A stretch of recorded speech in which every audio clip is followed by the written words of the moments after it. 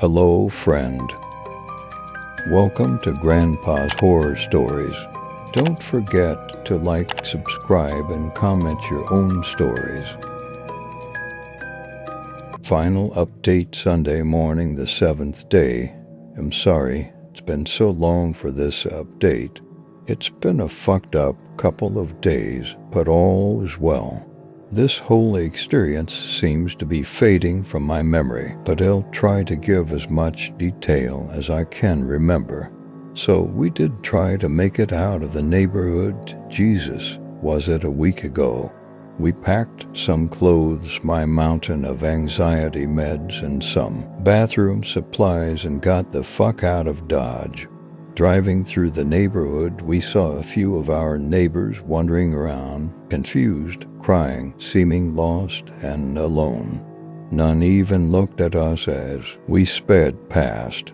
We also noticed even more yards empty of the coffins.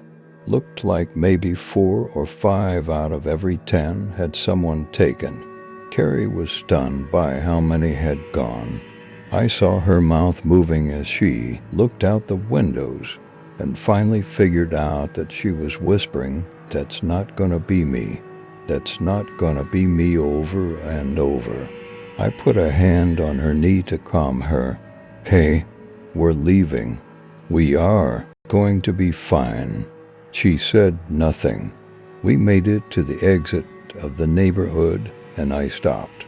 I was almost expecting to see a glowing force field holding us in, but all I saw was the road out and the entrance sign, "Welcome to Harmony Hills, no solicitors." I slowly pulled out, and once I was sure that the car wasn't going to immediately and mysteriously break down or explode, or that we were going to get sucked into a portal to hell, I hit the gas. Carrie watched the neighborhood disappear behind us and let out an audible sigh of relief. We continued driving down the empty road, feeling the freedom of the passing pines and sand to the left and right of us. Despite the chill in the air, we opened the windows just to feel the wind, like a celebration of our escape.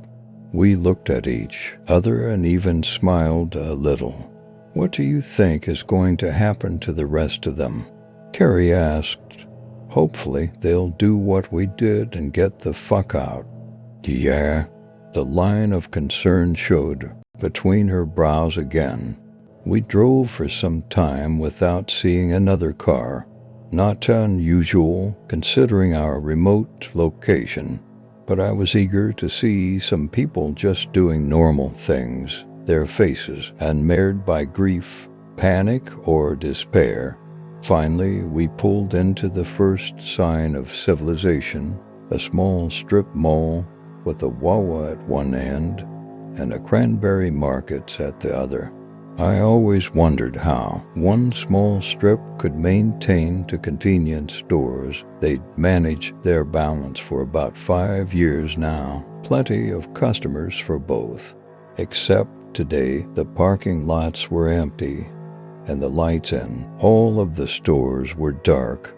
I felt a stab of panic and looked at Carrie. She was in full deer and headlights mode. I opened the car door and a snap of that latch made her jump, a small shriek escaping her lips. I stepped out of the car, sensing something was off, above and beyond the lack of people. I walked up to the Cranberry Market's storefront and peered in. Not only were there no customers or clerks, there was nothing. No shelves, no counter.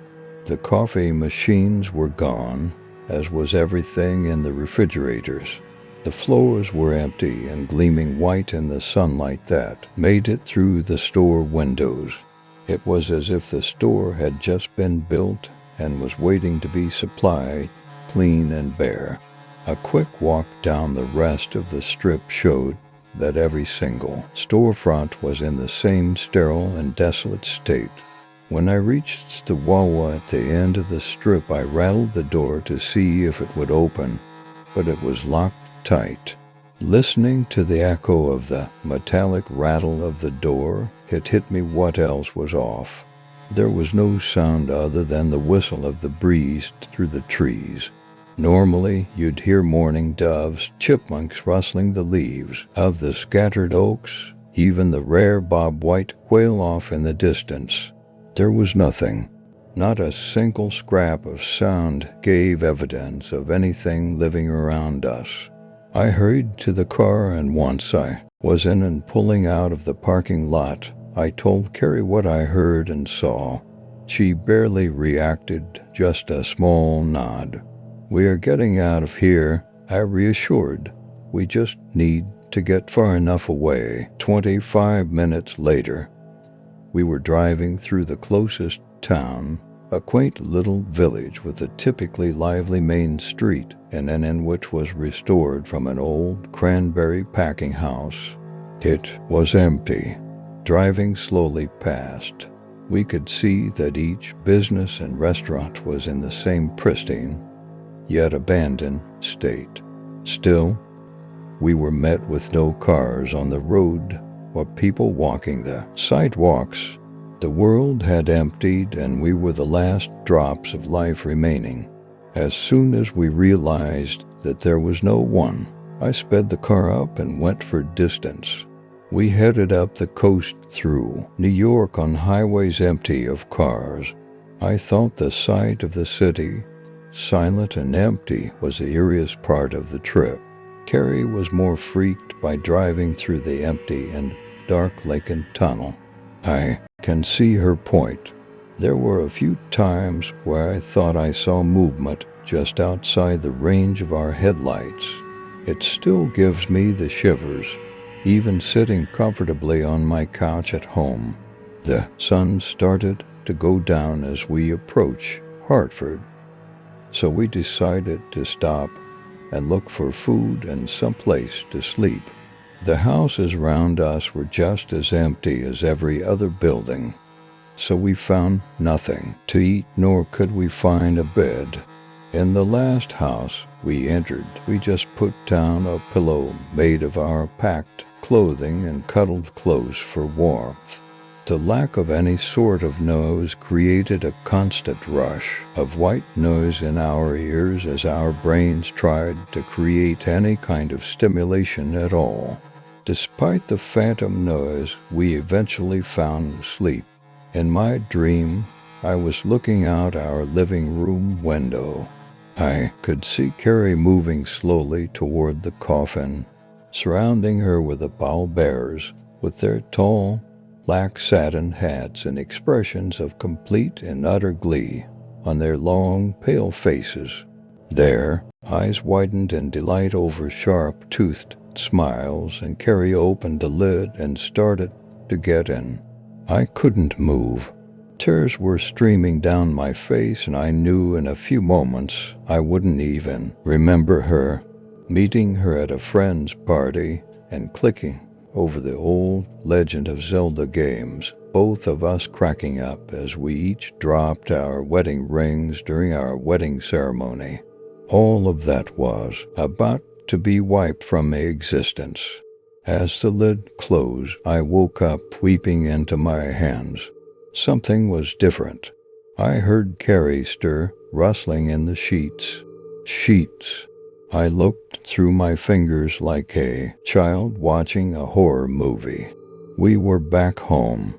I woke Carrie up the rest of the way, and she dully looked around before falling back onto her pillow. Our clothes were back in the drawers, and we were in our pajamas. Looking out our bedroom window, I saw that the car was gone. So that was it. We were stuck.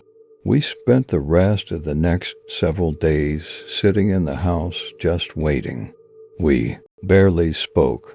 I noticed that the other neighbors had stopped coming outside too. The neighborhood became as quiet and empty as the world outside had been. Every day became enshrouded by a dense fog of apathetic anticipation. Then, last night I awoke at around midnight when I heard a scream from Carrie. It was the first sound she had made in days, and it pierced through my head like a barbed arrow. I shot up out of bed to see one of the pallbearers looking at her through the window, smiling and beckoning to her. Suddenly, I felt energy fly back into my body, and I ran down the stairs too, where our bedroom was on the outside of the house. When I got there, I could hear my heart racing in my ears and feel the surges of blood pulsating in my neck. Nothing. The pallbearer had spirited away, if he had ever been there at all. Without deciding to, I started walking around the block as the vigor left my body. I noticed that only 1 or 2 out of every 10 houses now had a casket, and I realized this was about to end. Back at my house, I mourned the life Carrie and I had together, knowing it was already lost. Midnight, Monday the 31st yesterday, Carrie didn't get out of bed.